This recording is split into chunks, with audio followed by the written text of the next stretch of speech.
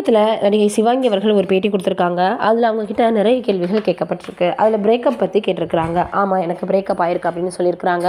வாழ்க்கையில் நிறைய விஷயங்கள் நம்மளை மீறி நடக்கும். அதுபோல தான் நம்மளுக்கு எல்லாரையும் பிடிக்கணுன்ற அவசியம் இல்லை. நம்மளுக்கு ஊரில் இருக்க எல்லா அழகான பையன்களையும் பிடிக்கும். ஆனால் அவங்களுக்கு நம்மளை பிடிக்குதா அப்படின்றத விஷயம்.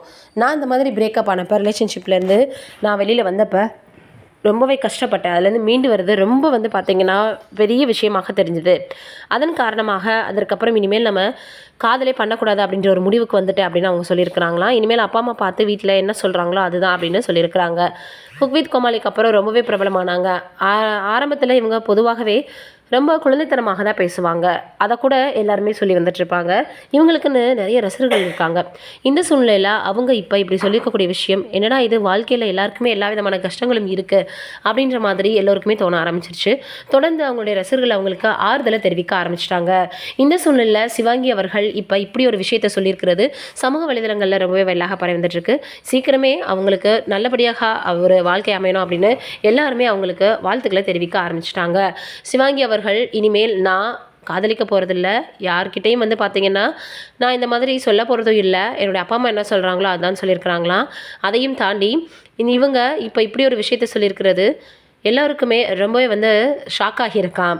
சிவாங்கி அவர்கள் நிறைய பேர்கிட்ட பேசியிருக்காங்க, பழகியிருக்காங்க. இவர் கூட தான் ஒருவேளை ரிலேஷன்ஷிப்பில் இருந்திருப்பாங்களோ அப்படின்னு அவங்க புகைப்படங்கள் யார் கூடலாம் எடுத்திருக்காங்களோ அதெல்லாம் டவுட்டாக கேட்க ஆரம்பிச்சிட்டாங்களா ரசிகர்கள்.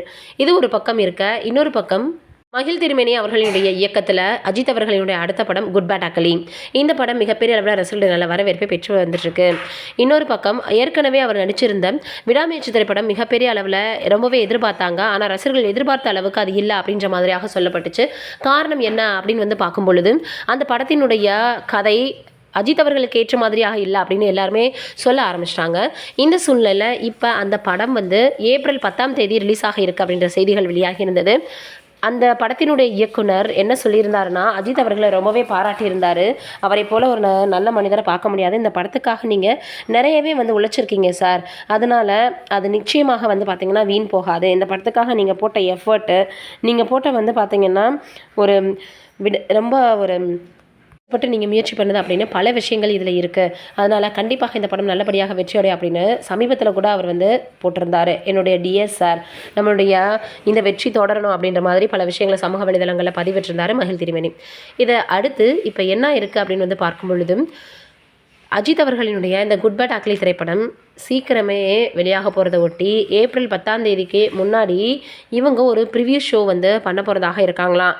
அது இப்போ ரொம்பவே சமூக வலைதளங்களுடைய வெள்ளாக பரவி வந்துட்டுருக்கு. தியேட்டர்களில் முன்னாடியே வரப்போகுது, ப்ரீ புக்கிங் கூட இப்போ அவைலபிளாக இருக்குது அப்படின்ற மாதிரி ரொம்ப சமூக வலைதளங்களை வயலாகி வருது. அஜித் ரசிகர்கள் இதை கொண்டாடி வந்துட்டுருக்காங்க. வெயிட் பண்ணி பார்க்கலாம் ரசிகர்களுடைய எதிர்பார்ப்பை பூர்த்தி செய்தா இல்லையான்னு.